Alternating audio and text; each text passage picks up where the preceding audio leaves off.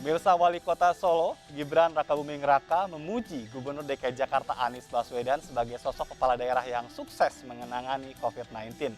Di bawah kepemimpinan Anies, DKI Jakarta menjadi percontohan negara-negara lain karena vaksinasinya yang paling cepat dan positivity rate-nya juga rendah.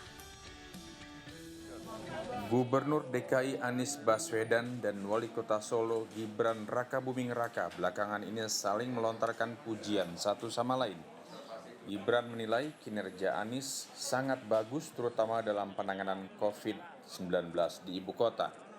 Iya, ya kemarin kan ada Pak Wagub di situ, saya jelaskan kami setiap kali rapat COVID yang kita jadikan acuan, kita jadikan role model itu ya Jakarta.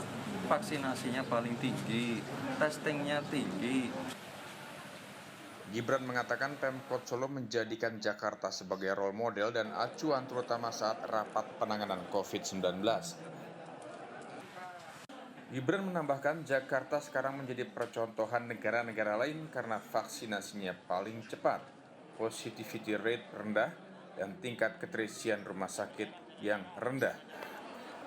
Turunnya kasus COVID-19 di Solo diantaranya karena mencontoh apa yang dilakukan di Jakarta, salah satunya isolasi terpusat atau isoter.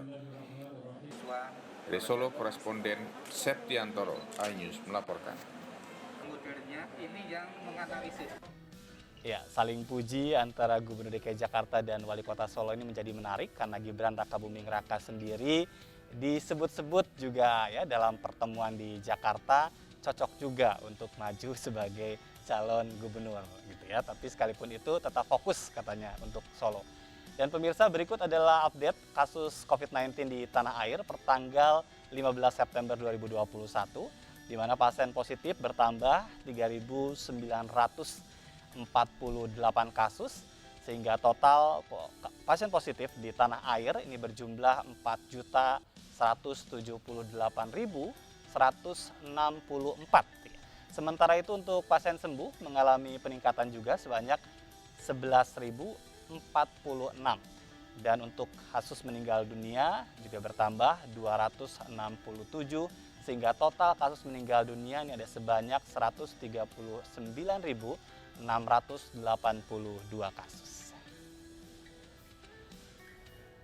Kita ke informasi berikutnya, di mana pemerintah resmi mewajibkan masyarakat untuk menggunakan aplikasi Peduli Lindungi sebagai syarat untuk masuk area supermarket. Pengunjung yang tidak membawa atau tidak memiliki smartphone dengan aplikasi Peduli Lindungi dilarang untuk berbelanja. Sejumlah warga masih kesulitan untuk memasuki area supermarket karena belum mengetahui peraturan penggunaan aplikasi Peduli Lindungi sebagai syarat untuk dapat memasuki area supermarket. Pengunjung diwajibkan untuk memiliki smartphone yang telah memiliki aplikasi Peduli Lindungi untuk dapat melakukan proses check-in menggunakan kode QR. Setelah berhasil check-in, pengunjung baru diperbolehkan untuk memasuki kawasan supermarket namun dengan protokol kesehatan. Untuk anak berusia di bawah 12 tahun belum diperbolehkan untuk memasuki area supermarket. Ya saya handphonenya nggak bawa. Kan saya ada apotek kan mau ambil sekalian gitu. Taunya. Vaksin 2 kali? Ya udah. Udah 2 kali. Tapi handphonenya nggak bawa. Ada. Suruh pulang balik lagi, tarambil. Oh bagus, soalnya kan kita memang harus menjaga ya kesehatan. Terus ya itulah bagus untuk hal-hal yang tidak diinginkan bisa terdeteksi gitu-gitu, bagus. Pada perpanjangan PPKM level 3 ini, sejumlah batasan kembali diberlakukan terkait operasional supermarket, diantaranya yakni jumlah pengunjung hanya 50% dan jam operasional hingga pukul 21 waktu Indonesia Barat. Dari Jakarta, Nadia Valeri, Zulkarnain, iNews melaporkan. Dan berikutnya, pemerintah juga memberikan kelonggaran seiring dengan kebijakan perpanjangan PPKM hingga 20 September mendatang. Salah satunya adalah pembukaan kembali bioskop. Rencananya bioskop boleh beroperasi, termasuk juga di DKI Jakarta mulai hari ini. Dan sejumlah pengamat menghimbau agar pengawasan ketat dilakukan oleh pihak pengelola bioskop agar tidak tercipta klaster baru.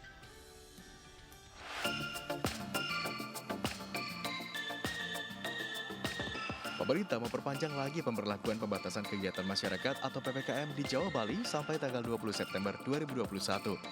Berbagai kelonggaran diberikan, salah satunya pembukaan kembali bioskop.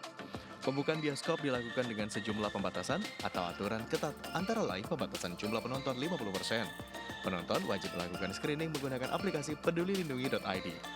Selain itu, masyarakat yang dapat mengunjungi bioskop hanya masyarakat yang masuk dalam kategori hijau. Sejumlah pengamat mengapresiasi kebijakan pemerintah membuka kembali bioskop dalam upaya pemulihan sektor ekonomi. Namun pengawasan ketat harus dilakukan oleh pengelola bioskop seperti sirkulasi udara, kondisi toilet, dan mobilitas penonton demi meminimalisir penyebaran virus corona. Tentu ada aktivitas lainnya yang harus juga diminimalisir, terutama misalnya bagaimana di toilet, bagaimana sirkulasi ya, AC yang juga harus memenuhi bukan hanya perputaran udara luar dan dalam, tapi juga kalau bisa HEPA filter atau ditambah dengan misalnya ultraviolet C, ya ini ya akan jadi lebih meminimalkan risiko. Seperti diketahui, dalam perpanjangan masa PPKM level 2 dan level 3, pemerintah mengizinkan bioskop untuk kembali beroperasi dengan sejumlah syarat ketat termasuk diantaranya implementasi screening dengan aplikasi pedulilindungi.id. Dari Jakarta, Tim Liputan Agus melaporkan.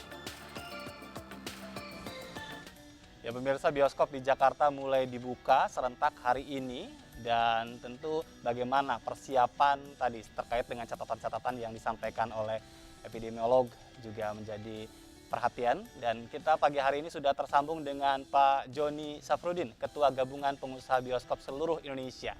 Selamat pagi Pak Jon. Selamat pagi Mas. Pak Jon, langsung saja, kabarnya sebetulnya tidak semua bioskop ya pagi hari ini atau hari ini Jakarta itu akan buka. Bioskop yang mana yang buka? Gini, lebih bagus ya nggak buka aja saya sebutin. Kalau yang buka itu kita harus tunggu dulu. Laporan kan ada 3 jaringan besar ya. Iya. 21, CJV sama Cinepolis. Yang tidak boleh buka itu yang stay alone, yaitu Metropol, kemudian Hollywood di Gatot Subroto. Itu belum boleh buka. Berarti yang lainnya berarti buka per hari ini begitu? Buka. Per hari ini buka, tapi nanti datanya mungkin siang. Nanti baru saya dapat di mana saja yang buka. Baik, tapi yang menggembirakan gitu. Bagaimana? Iya, kenapa yang stay alone itu tidak diperbolehkan, Pak Jon? Itu menurut dari tim, dari deputinya Pak Luhut, dari yang memberi yang punya kepentingan itu, pemangku kepentingan pemerintah ya. Saya tidak tahu persis alasannya apa.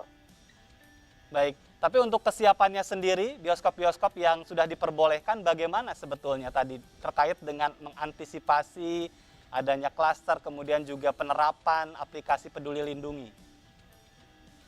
Baik, mungkin saya cerita sedikit ya, atau usulnya. Pertama itu kan PSBB ya. Betul. PSBB itu kita banyak sekali belajar situ, prokes segala, dan sudah lulus semuanya lah, udah jago-jago ya, karyawan kita segala. Di mana dari mulai termogan, cuci tangan, sampai ke dalam, sampai duduk satu kursi itu isi, satu kursi kosong dan seterusnya. Bubaran juga begitu, langsung per day, tidak boleh sekaligus. Itu kita lakukan selama 9 bulan, dari bulan Oktober sampai Juni kemarin ditutup. Iya. Jadi berarti kita sudah matang lah. Nah, permasalahannya yang sekarang ini ya ada masalah yang mesti kita diskusikan. Saya salut dengan pemerintah sekarang ini, bukan pemerintah sekarang, pemerintah dulu juga. Caranya, sistemnya itu diperbaiki ternyata. Mereka mengundang kita sebelum tanggal 6 itu sudah dibicarakan. Kalau buka gimana Pak Joni? Saya bilang kalau buka Pak, jangan mendadak. Harus ada persiapan dulu kita 4-5 hari. Apa itu? Gedung kita sterilisasikan kembali. Kemudian karyawan kita panggil. Kemudian yang ketiga adalah film. Ini kuncinya di film. Kalau Jakarta tidak buka, Jabodetabek tidak buka, mereka tidak akan masukin filmnya ke Indonesia. Ini filmnya Amerika. Itu satu. Nah ternyata bagus. Nah, cuman katanya ini ada hal yang mesti diterapkan Pak. Tolong asosiasi lah yang ngatur. Oke, saya siap tuh, nggak ada masalah. Yaitu yang namanya Peduli Lindungi. Iya. Nah ini kan barang baru nih Mas. Betul. Nah kita belajar itu, belajar seperti apa. Ringkas kata ya cukuplah satu lobby saja. Karena apa? Dari keluar masuk ke mall itu kan sudah ada di scan situ. Gitu. Iya. Nah, sudah ada QR code-nya, segala macam sudah ada. Nah, kemarin di bioskop juga diulang lagi, jadi nggak ada masalah. Itu masalahnya masalah teknis banget ya. Dan tentunya kita mengawasi terus. Gitu. Jadi itu menurut saya ada orang mengatakan bioskop berbahaya. Saya sih bukan takabur. Nggak ada kok, 9 bulan itu nggak ada masalah kok. Orang yang terjadi di kantor, betul. Ini saya ingetin yang jago-jago tuh. Iya. Gitu. Jago cuma ngomong doang kok. Nggak boleh begitu, Mas. Bohongin masyarakat. Itu nggak boleh. Nakut-nakutin, bukan bohongin, nakut-nakutin. Mesti ada data yang jelas tuh. Baik. Jangan diekspos ke masyarakat. Masyarakat sementara kita kan hidrogis. Ada yang 20-30% tuh yang paham, tapi yang ke bawah ini banyak yang nggak paham, Mas.